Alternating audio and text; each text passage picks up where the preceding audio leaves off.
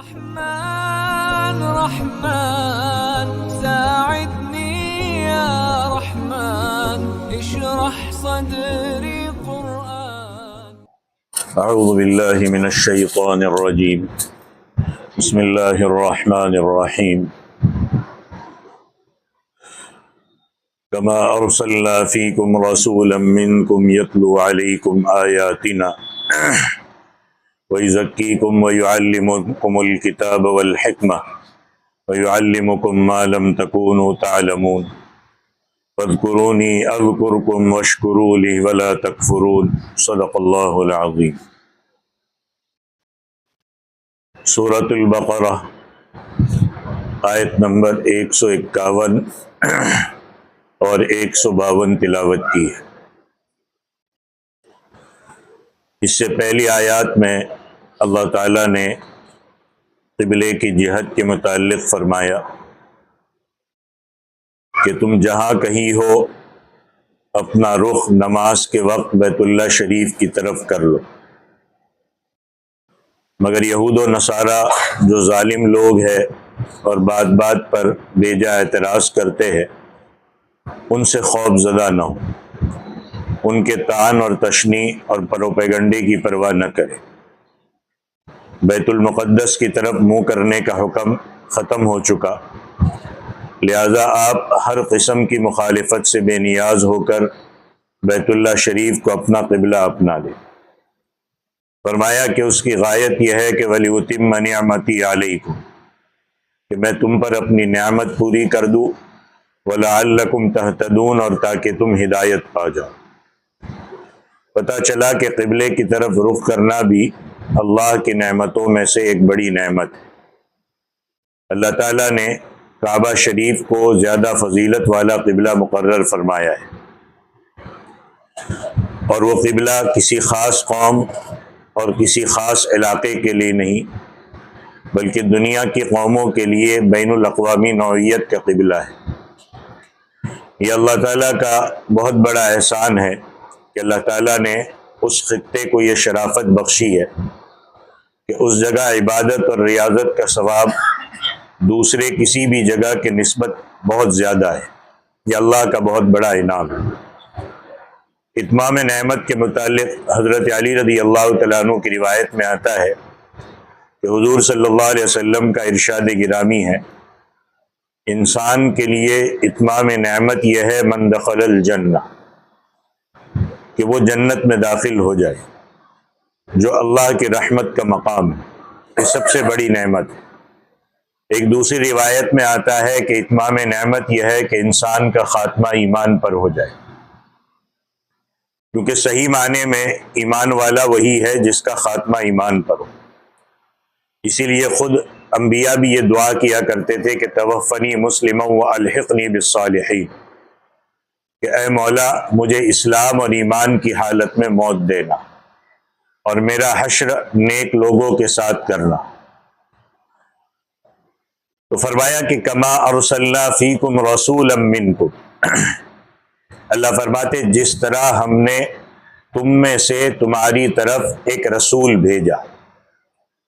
یہاں پر جو لفظ ہے کما ارسلنا میں کما، یہ تشبیہ کے لیے بھی آتا ہے، یعنی جس طرح ہم نے بیت اللہ کو قبلہ مقرر کر کے تم کو فضیلت بخشی اور نعمت مکمل کی، اسی طرح ہم نے تمہاری طرف عظیم الشان رسول بھیج کر تم پر احسان کیا اور اپنی نعمت کو کامل بنایا. رسول کو بھیجنا، نبی کو بھیجنا، یہ بھی اللہ کے بہت بڑے انعامات میں سے. دوسری جگہ قرآن پاک نے حضور صلی اللہ علیہ وسلم کے وجود مبارک کو نعمت سے تعبیر کیا ہے. الم تر الی الذین بدلوا نعمت اللہ کفرا، کیا آپ نے قریش مکہ اور مشرکین عرب کو نہیں دیکھا جنہوں نے اللہ کے انعام کی ناقدری کی؟ گویا نعمت کی ناقدری کی تو اس کو کفر کے ساتھ بدل دیا. مراد یہ ہے کہ خود حضور صلی اللہ علیہ وسلم جن کا وجود یہ اللہ پاک کی بہت بڑی نعمت ہے، اور اس کی ناقدری کہ اللہ فرماتے ہیں کہ ہم نے جو تمہاری طرف رسول بھیجا ہے اس کو نہ ماننا، اس کا انکار کرنا، یہ اس کی ناقدری ہے۔ اسی طریقے سے کما کا یہ کاف علت کے لیے بھی ہو سکتا ہے۔ اس لحاظ سے کما سے مراد یہ ہوگا کہ تاکہ میں تم پر اپنی نعمت پوری کروں اور تاکہ تم ہدایت کے راستے پر قائم رہو، اور معنی یہ ہوگا کہ ہم نے تمہارے درمیان ایک عظیم الشان رسول اس لیے بھیجا تاکہ تم پر نعمت مکمل ہو جائے اور ہدایت کا راستہ بھی واضح ہو جائے۔ اس لحاظ سے یہ لفظ جو ہے وہ کما بالکل اسی طرح ہے جس طرح حضور صلی اللہ علیہ وسلم نے دعا میں سکھایا کہ اللہم ربنا لک الحمد کما کسوتنی، کہ جب لباس پہنو تو یوں کہو کہ اللہ تیرا شکر ہے کہ تو نے ہمیں لباس پہنایا، یہ لباس بھی تو نے ہی عطا کیا۔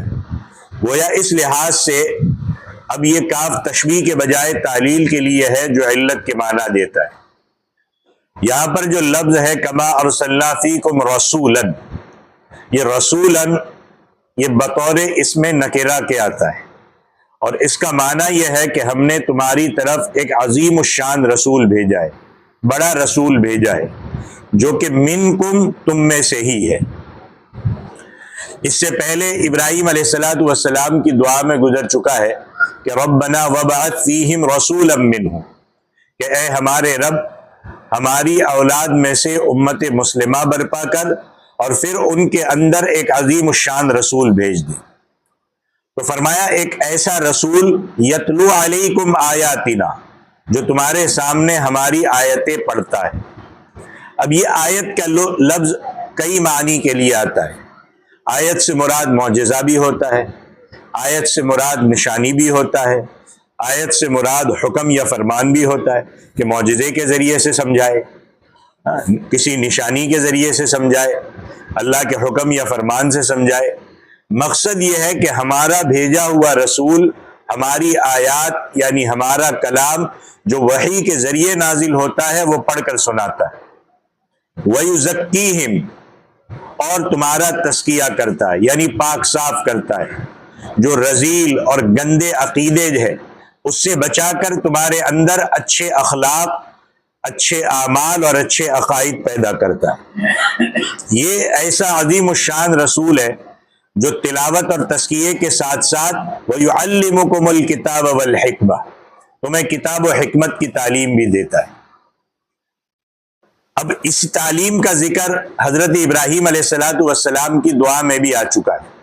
وہاں بھی انہوں نے یہی دعا کی تھی کہ ہمارے رب اس امت مسلمہ میں ایسا رسول بھیج جو انہیں کتاب و حکمت کی تعلیم دے، ان کا تزکیہ کرے۔ وہاں پر یہ تھا کہ تزکیے کا ذکر کتاب و حکمت کی تعلیم کے بعد کیا تھا، یہاں تزکیے کا ذکر کتاب و حکمت کی تعلیم سے پہلے۔ مفسرین کرام نے اس کے آگے پیچھے ہونے کے بارے میں بیان کیا ہے کہ یہاں ایک بہت بڑا نقطہ چھپا ہوا ہے۔ وہاں پر جو دعا کی جگہ تھی حضرت ابراہیم نے کہ اے خدا ایسا رسول بھیج جو ان کو کتاب و حکمت کی تعلیم دے، اور جب ان کو کتاب و حکمت مل جائے تو اس کا نتیجہ یہ ہو کہ ان کا تزکیہ ہو جائے، وہ ظاہری اور باطنی طور پر ہر لحاظ سے پاک اور صاف ہو جائے۔ اور یہاں جو بیان کیا جا رہا ہے یہ عمل کی جگہ ہے۔ کسی کتاب اور حکمت کی تعلیم کی غرض و غایت کیا ہوتی ہے کہ انسان کا تزکیہ ہو جائے، اس کا مقصد یہ ہوتا ہے کہ انسان کا تزکیہ ہو جائے۔ اب جب امت مسلمہ پیدا ہو چکی، عظیم الشان رسول آ چکے، تو اب کتاب و حکمت کی تعلیم کی اصل غرض و غایت یعنی تزکیے کو پہلے بیان فرمایا کہ جس طرح ہم نے تم میں سے ایک رسول بھیجا جو ہماری آیات پڑھتا ہے، تمہارا تزکیہ کرتا ہے اور تمہیں کتاب و حکمت کی تعلیم دیتا ہے۔ تو حضرت ابراہیم علیہ السلام کی دعا کا مقام تعلیم تھا، پیشگوئی تھا، اور یہ عمل کا مقام ہے کہ یہاں اب عمل کرنا ہے۔ لہذا کتاب و حکمت کی تعلیم کی غرض و غایت تزکیے کو پہلے بیان فرمایا۔ جب تک مقصد حاصل نہ ہو عمل کا کچھ فائدہ نہیں۔ تعلیم اسی وقت مفید ہوگی جب اس کا مقصد تزکیہ حاصل ہو جائے۔ تو فرمایا کتاب و حکمت کی تعلیم کے علاوہ ہمارا رسول وَيُعَلِّمُكُم مَّا لَمْ تَكُونُوا تَعْلَمُونَ، کہ تمہیں وہ چیزیں بھی سکھاتا ہے جو تم نہیں جانتے تھے۔ مثلا لوگ وضو اور طہارت کا طریقہ نہیں جانتے تھے۔ اللہ تعالیٰ نے انہیں پیغمبر علیہ الصلاۃ والسلام کی تعلیم کے ذریعے سے سکھایا۔ لوگ غسل جنابت کے طریقے سے ناواقف تھے، انہیں رکعتوں کی تعداد معلوم نہیں تھی۔ نماز میں قرآن میں کہہ دیا نماز پڑھو، اب کون سے نماز میں کتنی رکعتیں پڑھنی ہیں نہیں معلوم تھا۔ نماز اور دوسری عبادتوں کا طریقہ معلوم نہیں تھا، حلال اور حرام کا فرق معلوم نہیں تھا۔ یہ سب چیزیں اللہ نے نبی کے ذریعے سے سکھائی، اسی کو فرمایا کہ ہمارا رسول تمہیں وہ چیزیں سکھاتا ہے جو تمہارے علم میں نہیں تھی۔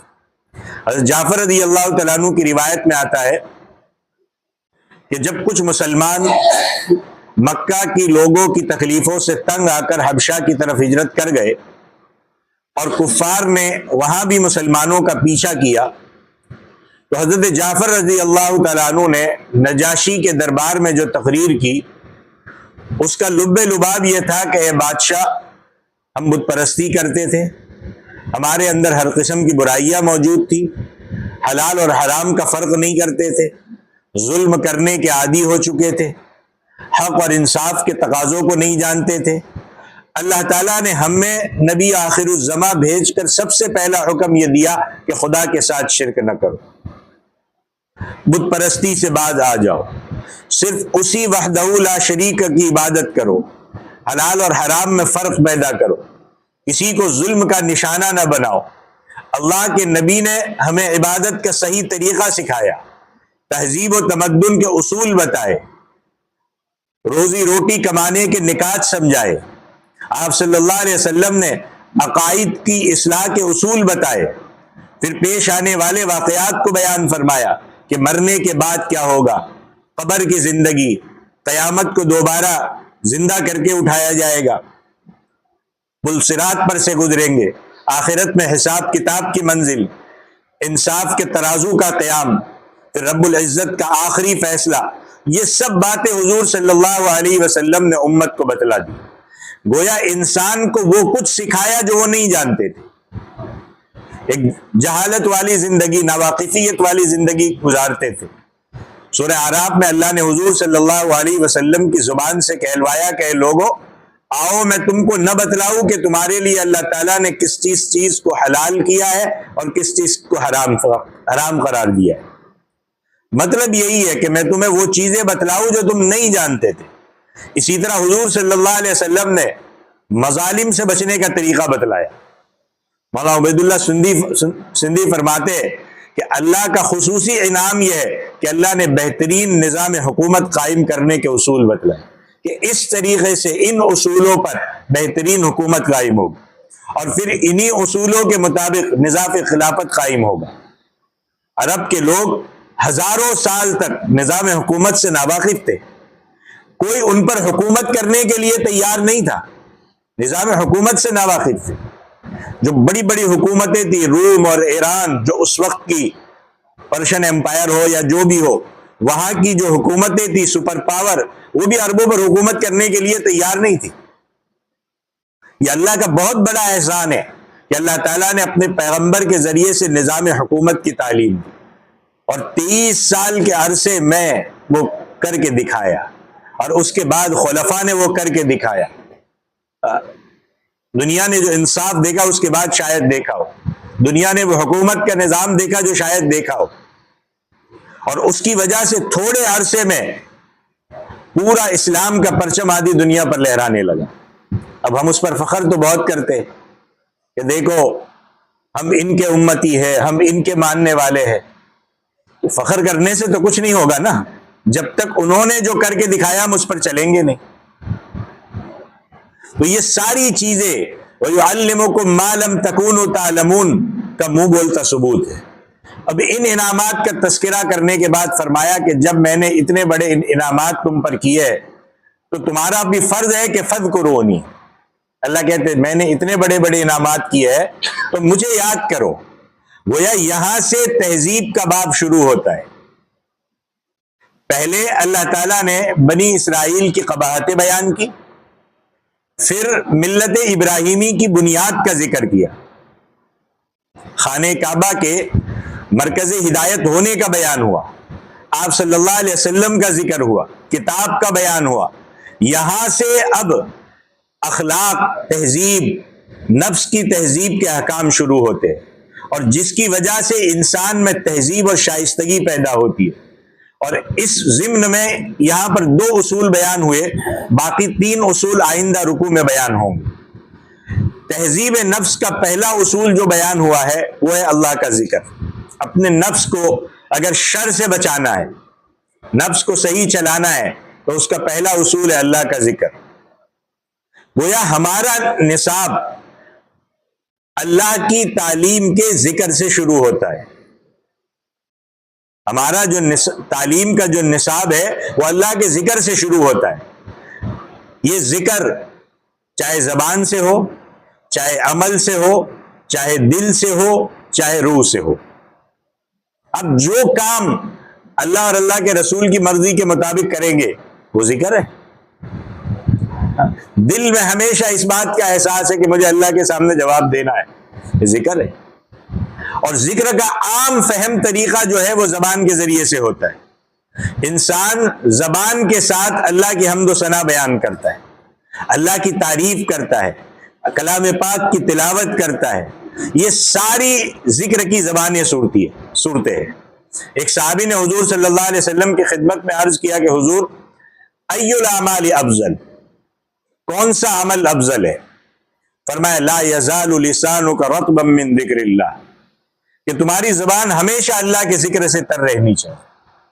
ایک دوسری روایت میں کہ فرمایا کہ افضل عمل اللہ پر ایمان رکھنا ہے، کہیں فرمایا کہ نماز سب سے افضل عمل، کہیں فرمایا کہ جہاد فی سبیل اللہ افضل عمل ہے۔ تاہم یہ بھی ارشاد فرمایا کہ انسان کی زبان ہر وقت اللہ کے ذکر سے تر رہنی چاہیے۔ اللہ کا ذکر ایک ایسی عبادت ہے جس کی کوئی حد نہیں۔ نماز محدود ہے کہ وقت میں پڑھو، روزہ محدود ہے، جہاد محدود ہے، مگر اللہ کا ذکر غیر محدود ہے۔ وضو کی بھی ضرورت نہیں، آپ بغیر وضو کے بھی ذکر کر سکتے، وقت کی کوئی محدود نہیں۔ اسی لیے فرمایا اذکروا اللہ ذکرا کثیرا، اللہ کو کثرت سے یاد کیا کر۔ ایک وقت تھا لوگ نمازیں بھی پڑھتے تھے، قرآن بھی پڑھتے تھے، لیکن اب صورت حال ایسی ہو گئی کہ اللہ بچائے۔ وقت کا ضائع کرنا ایسی جگہوں پر ہم نے لگایا ہے کہ جس کا کوئی فائدہ نہیں۔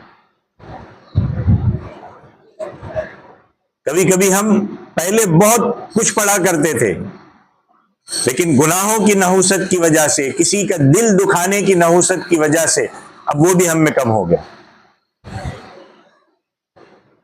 ایک روایت میں ہے کہ اللہ کو اس قدر کثرت سے یاد کرو کہ اللہ کے ذکر میں اتنے ڈوبے رہو کہ لوگ دیوانہ کہنے لگے، اور پھر اللہ کے ذکر کا یہ صلہ ملے گا کہ لعلکم تفلحون، تم کامیاب ہو جاؤ گے۔ تو ذکر الہی کثرت سے کرو، کیونکہ اس کی کوئی حد مقرر نہیں۔ آپ کام کرتے کرتے زبان سے ہلاتے، آپ کو کوئی روکے گا نہیں، بھائی کیا کر رہا ہے، اپنا کام کرتے رہو، ذکر بھی کرتے رہو۔ شاہ ولی اللہ محدث دہلوی رحمۃ اللہ علیہ کی حکمت کے مطابق جب کوئی شخص اللہ کا ذکر اخلاص، نیک نیتی اور اچھی کیفیت کے ساتھ کرتا ہے تو اس کا رخ حضیرت القدس کی طرف ہو جاتا ہے، اور پھر اس کا تعلق روح اعظم کے ساتھ ہو جاتا ہے، جو کہ حضیرت القدس میں بھی ایک بڑی روح ہے۔ بنی نوع انسان کی یہ چھوٹی چھوٹی روح ہے، یہ بڑی روح کے اعضاء و جوارح ہیں۔ اسی طرح گویا اللہ کے ذکر کرنے والے کا تعلق براہ راست اللہ تعالیٰ کی تجلی اعظم کے ساتھ ہو جاتا ہے۔ اسی طرح ذکر کرنے والے کی نفسانی کیفیت جس قدر روح اعظم کے مطابق ہوگی، اسی قدر اس کو اللہ کا قرب حاصل ہوگا۔ تو ظاہر ہے کہ اس سے انسان کے اندر شائستگی پیدا ہوتی ہے، جس کے بغیر وہاں داخلہ ممکن نہیں ہے۔ اگر جسم، روح، دل یا نفس میں کسی قسم کی نجاست ہوگی تو اللہ کا قرب نصیب نہیں ہوگا۔ یہ ملت ابراہیمی کا اہم اصول ہے، جس سے انسان کو تہذیب نصیب ہوتی ہے۔ یہ ذکر ہی ہے جو سب کچھ یاد رکھوائے گا، ورنہ غفلت کی زندگی میں بندہ چلا جائے گا۔ تو فرمایا فاذکرونی اذکرکم، مجھے یاد کرو میں تمہیں یاد رکھوں گا، یعنی میں تمہیں اس ذکر کی بدولت اجر و ثواب عطا کرتا رہوں گا، تمہیں تقرب نصیب کرتا رہوں گا۔ حدیث شریف میں آتا ہے کہ اللہ کے نبی صلی اللہ علیہ وسلم نے ارشاد فرمایا کہ اللہ تعالیٰ فرماتا ہے کہ جو شخص مجھے اپنے جی میں یاد کرے گا میں اس کو اپنے جی میں یاد کروں گا، اور جس کو اللہ اپنے جی میں یاد کرے اس کی عظمت اور فوقیت کس قدر قابل رشک ہوگی. اور پھر فرمایا کہ جو مجھے کسی مجمع میں یاد کرے گا میں اس کا ذکر اس سے بہتر مجمع میں کروں گا. جو میری طرف چل کر آئے گا میں اس کی طرف دوڑ کر آؤں گا. یہ سب ذکر الہی کی برکات ہے. لیکن گناہوں کی نحوست کی وجہ سے، غفلت کے چھانے کی وجہ سے دل ایسے کالے ہو گئے کہ قرآن تک کھولنے کی توفیق نہیں ہوتی، ذکر تک کی توفیق نہیں ہوتی، وحشت محسوس ہوتی ہے. دوسری چیزوں میں دل لگتا ہے، دوسری چیزوں میں کام لگتا ہے، دوسری چیزوں میں وقت برباد ہو جائے گا، باتوں میں وقت برباد ہو جائے گا. لیکن قرآن پڑھنے سے دل وحشت محسوس کرے. اور دل میں وحشت کب ہوتی ہے؟ جب گناہ کرتے کرتے کرتے کرتے دل سخت ہو جاتے، دل سخت ہو جاتے، کالے پڑ جاتے. اب نیکی کی طرف وحشت محسوس. ایک وقت میں نے ابھی بھی کہا شروع میں، ابھی تھوڑی دیر پہلے، ایک وقت ہم قرآن کی تلاوت بھی اچھی کیا کرتے تھے، ایک وقت ہم ذکر بھی کیا کرتے تھے. اب وہ سب چھوٹ رہا ہے. ہم سوچ رہے یار غفلت بہت آئی، سستی بہت آ رہی ہے، ایسا لگ رہا ہے. وہ غفلت اور سستی کس وجہ سے چھا رہی ہے؟ گناہوں کی نحوست. کیا ہم نے کسی کا دل تو نہیں دکھایا، کسی کو تکلیف تو نہیں پہنچائی، کسی کی دل آزاری تو نہیں کی، کوئی غلط اور حرام کام تو نہیں کیا. وہ چھاتی ہے دل پہ، اور پھر یہ توفیقیں چھنتے چلی جاتی ہے، اور پھر قرآن کھولنے میں بھی وحشت محسوس ہوتی ہے. اسی لیے کبھی کسی کا دل نہ دکھایا کرو، کسی کو تکلیف نہ پہنچایا کرو، کسی کی بے عزتی نہ کیا کرو. بڑے سخت ترین مراحل میں سے. تو یہ ذکر الہی کرنا ہے. حضور صلی اللہ علیہ وسلم نے حضرت معاذ ابن جبل سے فرمایا کہ معاذ جب بھی نماز پڑھو اس کے بعد ایک دعا کیا کرو، اور یہ دعا یاد کر لو.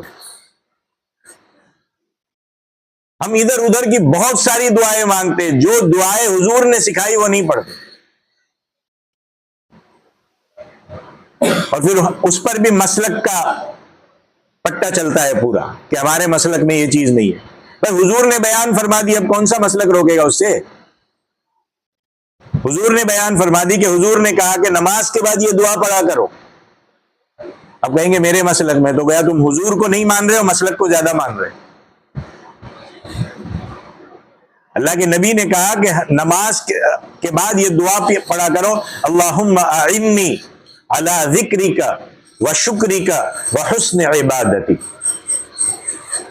کتنی چھوٹی دعا، اللہم اعنی علی ذکرک و شکرک و حسن عبادتی. ایک دن میں یاد ہو جائے گی. کیا ترجمہ ہے؟ اے اللہ مجھے ذکر کرنے کی، مجھے شکر کرنے کی، اور مجھے اچھے طریقے سے عبادت کرنے کی توفیق عطا فرما دے. اتنی بہترین دعا ہے. ہر نماز کے بعد 1 سے 2 سیکنڈ لگیں گے، اللہم اعنی علی ذکرک و شکرک و حسن عبادتی. تو تہذیب نفس کا پہلا اصول اللہ کا ذکر. تہذیب نفس کا دوسرا اصول وشکروا لی. اللہ کہتے ہیں میرا شکریہ ادا کرو، اللہ کا شکر. اور یہ دعا میں دونوں چیزیں سکھائی گئی ہے، ذکر بھی شکر بھی. اللہ سے مانگو. ماں بھی بغیر مانگے نہیں دیتی ہے، کھانا بھوک لگے تو اللہ سے مانگا کرو. تو اللہ کہتے ہیں میرا شکر ادا کرو، ولا تکفرون، اور میرے ناشکر گزار نہ بنو. اللہ کا شکر ادا کرنے کی الگ الگ صورتیں ہو سکتی ہیں. شکر زبان سے بھی ہوتا ہے، عمل سے بھی ادا ہوتا ہے.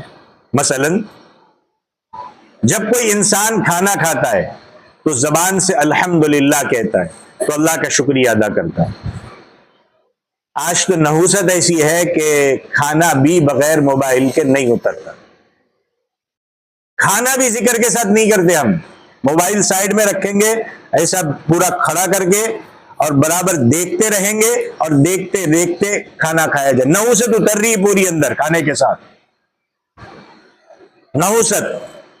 بچوں کو موبائل دے کر کے، میں کہتا ہوں آج سے مائیں ایک ایک کے 8 بچے ہوتے تھے، اور وہ پال لیتی تھی، کھلا لیتی تھی. آج کی عورت کہتی ہے بچے مجھے نہیں پلتے، بہلانے کے لیے کھلانے کے لیے موبائل دینا پڑتا ہے. اسی بچپن سے اس میں غفلت اتاری جا رہی ہے، نحوست اتاری جا رہی ہے. اب اس سے امید کریں گے وہ بڑے ہو کر کے جو چیزیں اندر دیکھ رہی ہے وہ یا دیکھ رہا ہے بچہ وہ بڑے ہو کر کیا کرے گا؟ وہی چیزوں کو تو فالو کرے گا. نحوست پوری اتر رہی ہے. اب کھانا کھائے، بڑے کا بھی یہی حال ہے، نہ دعا پڑھتے کھانا کھانے سے پہلے، نہ کھانا کھانے کے بعد کی دعا، بس غفلت کے ساتھ بیٹھے، نہ کھانے کا آداب، نہ سنت کا طریقہ، نہ کچھ. کھانا کھائے بس پلیٹ ہاتھ دھو لیے. وہ بھی ایک بڑی بے شرمی کی بات ہے کہ جس میں کھانا کھایا اسی میں ہاتھ دھو رہے. جا کر کے کھڑے ہو کر کے نل سے ہاتھ دھونے میں شرم آتی ہے اور اس کو بہت بڑی بات سمجھی جاتی ہے، بولے پلیٹ میں ہی دھو لو. جس میں کھانا کھا رہے اسی میں ہاتھ دھو رہے. تو زبان سے الحمدللہ کہو، زبان سے اللہ کا شکر ہے. کیا اللہ اگر یہاں کھانا روک لیتے کیا کرتے تھے؟ طاقت تھی اندر اتارتے. اچھا اندر اتر گیا، کھانا ہضم نہیں ہوتا، کیا کرتے تھے؟ بدہضمی ہو جاؤ پھر کیا ہوتا ہے؟ پیٹ کی صورتحال کیا ہوتی ہے؟ زبان سے الحمدللہ کہے، یہ اللہ کا شکر ہے، اس سے اللہ راضی ہوتا ہے. اللہ نے اولاد دی تو انسان عقیقہ کر کے اللہ کا شکر گزار بنتا ہے. عقیقہ بھی عقیقہ ہونا چاہیے. عقیقہ پارٹی اور لوگوں کو دکھاوا نہیں ہونا چاہیے. آج کل عقیقے بہت ہوتے دکھانے کے لیے، بکرے ذبح کیے، پارٹی کی، سٹیج سجا اور سنت کے خلاف ساری چیزیں ہوئی، کہتے ہم نے عقیقہ کیا. وہ عقیقہ نہیں ہے، نہیں ہے عقیقہ. یہ اس سے بہتر ہے کہ گناہ لیا، اس سے بہتر کرتے ہی نہ تو اچھا تھا.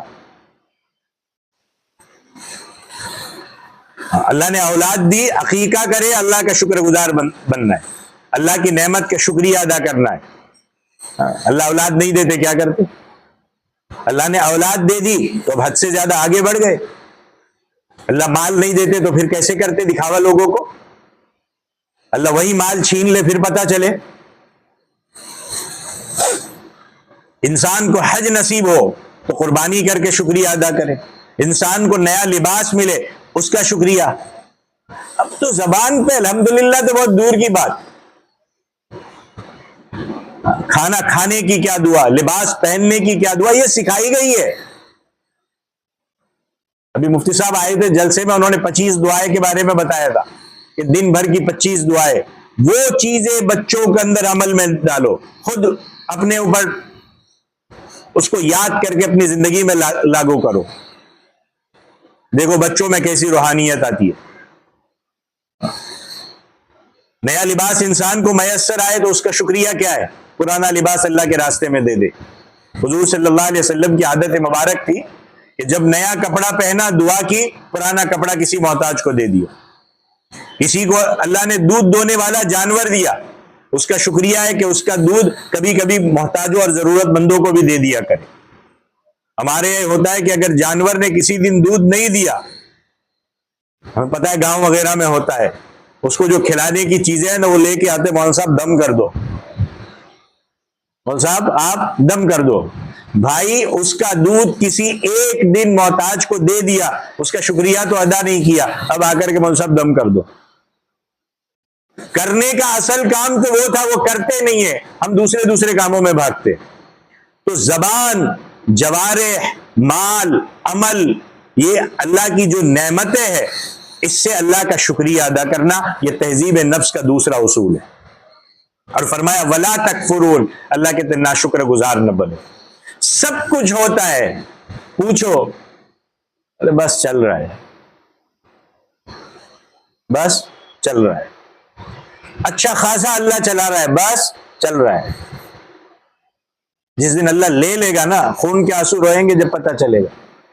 میں تو کہتا ایک کپڑے میں ہے پھر بھی کہو الحمدللہ، اللہ کم سے کم تو نے کپڑا پہننے کے لیے تو دیا ہے. ناشکری کے الفاظ زبان پہ نہیں آنے چاہیے. ظاہر ہے کہ اگر نعمت کے حصول پر شکریہ ادا نہیں کیا تو کم سے کم انسان ناشکری تو نہ کرے. ایسا شخص حضیرت القدس سے محروم رہ گیا. لہذا اگر کامیابی کی خواہش ہے تو ہر نعمت پر اللہ کا شکر ادا کرو اور کسی صورت میں بھی ناشکر گزار نہ بنو. یہ 2 آیتیں تھی سورۃ البقرہ کی، آیت نمبر 151 اور 152. اللہ تعالی عمل کی توفیق عطا فرمائے، آمین. وآخر دعوانا ان الحمد للہ رب العالمین. أيا من يدعي الفهم إلى كم يا أخ الوهم تعبي الذنب والذم وتخطي الخطأ الجم. أما بان لك العيب أما أنذرك الشيب وما في نصحه ريب ولا سمعك قد صم. أما نادى بك الموت أما أسمعك الصوت